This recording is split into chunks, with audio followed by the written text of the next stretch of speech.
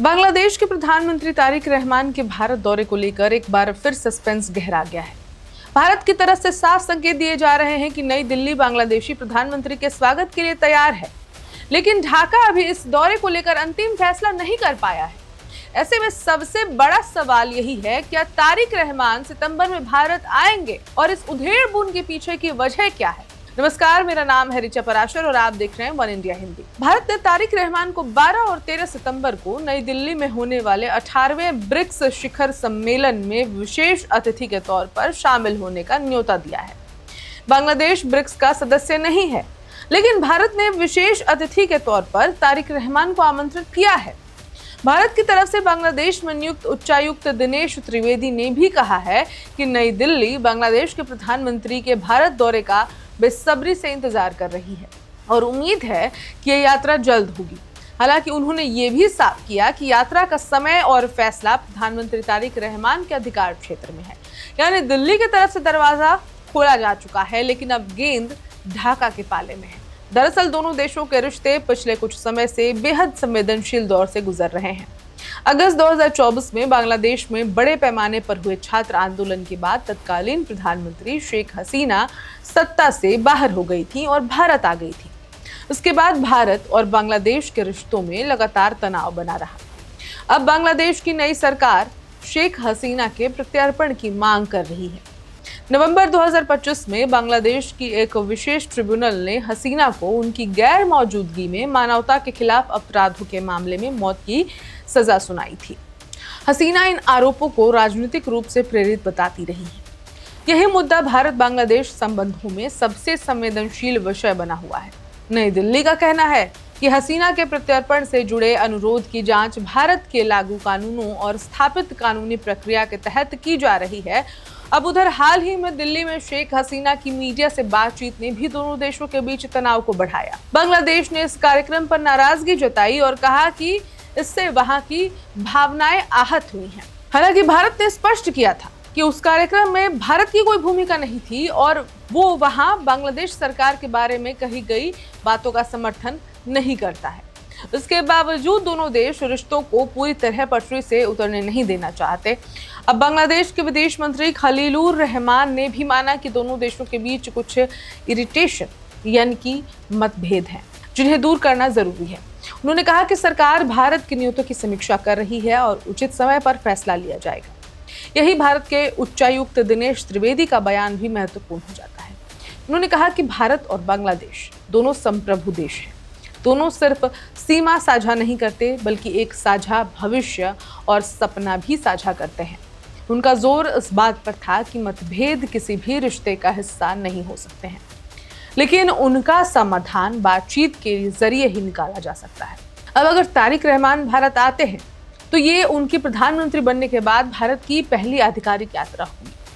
ऐसे में ये दौरा सिर्फ ब्रिक्स सम्मेलन तक सीमित नहीं रह सकता। दोनों देशों के बीच व्यापार, सीमा, पानी, सुरक्षा और क्षेत्रीय सहयोग जैसे मुद्दों पर भी बातचीत की संभावना होगी। सबसे बड़ा सवाल शेख हसीना के प्रत्यर्पण का भी रहेगा।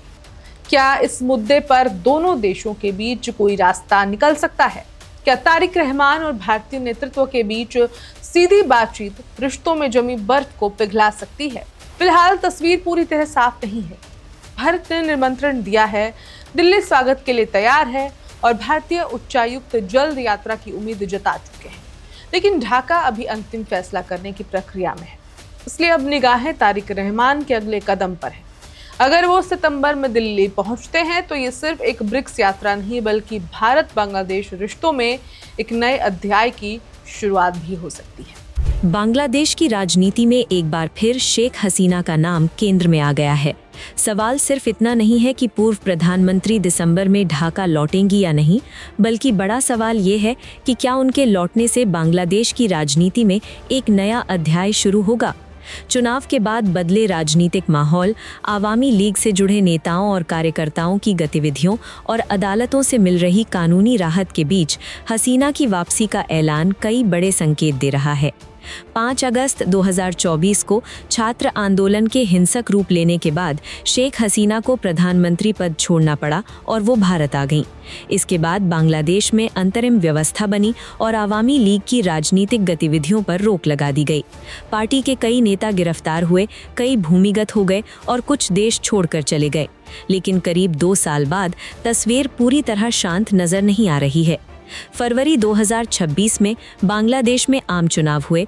आवामी लीग को चुनाव लड़ने की अनुमति नहीं मिली और बीएनपी के तारिक रहमान के नेतृत्व में नई सरकार बनी। चुनाव के बाद ये माना गया कि आवामी लीग की सक्रिय राजनीति लगभग खत्म हो चुकी है, लेकिन कई जिलों से पार्टी संगठन के दोबारा सक्रिय होने की खबरें सामने आने लगीं। रिपोर्टों के मुताबिक जमालपुर, खुलना, राजशाही, पाबना, राजबाड़ी, जैसौर और कॉक्स बाजार समेत कई जिलों में आवामी लीग से जुड़े लोगों ने बंद पड़े पार्टी कार्यालयों को दोबारा खोलने की कोशिश की। कुछ जगहों पर पार्टी के झंडे लगाए गए और शेख मुजीबुर रहमान तथा शेख हसीना की तस्वीरें भी दिखाई दी। हालांकि सरकार ने साफ किया कि इन कार्यालयों को खोलने के लिए कोई आधिकारिक अनुमति नहीं दी गई थी। यहीं से पहला बड़ा सवाल उठता है, क्या ये सिर्फ स्थानीय कार्यकर्ताओं की पहल है या आवामी लीग जमीन पर अपना संगठन फिर से खड़ा करने की कोशिश कर रही है? सरकार का रुख फिलहाल सख्त है। आवामी लीग की राजनीतिक गतिविधियों पर प्रतिबंध का मुद्दा अभी भी कायम है और सरकार ने पार्टी को आधिकारिक राजनीतिक गतिविधियां करने की अनुमति नहीं दी है। इसलिए कुछ पार्टी कार्यालयों का खुलना प्रतिबंध हटने का संकेत नहीं माना जा सकता। इसी बीच कुछ आवामी लीग से जुड़े नेताओं को अदालतों से जमानत भी मिली है। मई 2026 में पूर्व पुलिस अधिकारी तनवीर सलीम इम्मोन को जुलाई आंदोलन से जुड़े हत्या के मामले में जमानत मिली। जुलाई में पूर्व सांसद चली आज़ाद को भी हत्या के मामले में जमानत मिली। हालांकि इन जमानतों को सरकार की ओर से आवामी लीग के प्रति नरमी का सीधा संकेत मानना जल्दबाजी होगी। ये अदालतों के आदेश हैं और इनसे पार्टी पर लगा राजनीतिक प्रतिबंध अपने आप समाप्त नहीं होता। लेकिन इस पूरी कहानी का सबसे अहम हिस्सा है शेख हसीना की संभावित वापसी। जुलाई में रॉयटर्स से बातचीत में हसीना ने कहा था कि वो दिसंबर 2026 के आसपास अपने सीनियर आवामी लीग नेताओं के साथ भारत से बांग्लादेश लौटना चाहती हैं और अदालत के सामने आत्मसमर्पण करने के लिए तैयार हैं। उन्होंने ये भी स्वीकार किया कि वापसी के बाद उन्हें गिरफ्तार किया जा सकता है और गंभीर कानूनी कार्रवाई का सामना करना पड़ सकता है। 5 अगस्त को दिल्ली में एक कार्यक्रम में ऑडियो संदेश के जरिए भी उन्होंने दिसंबर में बांग्लादेश लौटने की इच्छा दोहराई और आवामी लीग पर लगे प्रतिबंध को हटाने की मांग की। लेकिन ढाका का रुख इसके बिल्कुल उलट है। बांग्लादेश सरकार का कहना है कि हसीना के खिलाफ कानूनी प्रक्रिया जारी है और अगर वो देश लौटती हैं तो उन्हें गिरफ्तार किया जाएगा। यानी हसीना की वापसी सिर्फ राजनीतिक नहीं बल्कि सीधे तौर पर कानूनी और सुरक्षा से जुड़ा मुद्दा भी बन चुकी है। नवंबर 2025 में बांग्लादेश की एक विशेष अदालत ने 2024 के आंदोलन के दौरान मानवता के खिलाफ अपराधों के मामले में हसीना को उनकी गैर मौजूदगी में मौत की सजा सुनाई थी। हसीना इस फैसले और आरोपों को राजनीतिक रूप से प्रेरित बताती रही हैं। संयुक्त राष्ट्र के अनुसार 2024 के आंदोलन और उसके बाद हुई हिंसा में करीब 1400 लोगों की जान गई थी। ऐसे में अगर शेख हसीना वास्तव में दिसंबर में बांग्लादेश लौटती हैं तो ये सिर्फ एक पूर्व प्रधानमंत्री की घर वापसी नहीं होगी। ये नई सरकार, न्यायपालिका, आवामी लीग के समर्थकों और भारत बांग्लादेश संबंधों सभी के लिए बड़ी परीक्षा होगी। सबसे बड़ा सवाल यही है कि क्या बांग्लादेश में आवामी लीग की राजनीतिक जमीन फिर तैयार हो रही है या ये सिर्फ बिखरे हुए स्थानीय प्रयास हैं? और अगर हसीना वापस आती हैं तो क्या वो जेल जाएंगी, अदालत का सामना करेंगी या उनकी वापसी बांग्लादेश की राजनीति को फिर से पूरी तरह बदल देगी? आने वाले महीनों में इन सवालों के जवाब ही दक्षिण एशिया की राजनीति की दिशा तय कर सकते हैं। Subscribe to One India and never miss an update.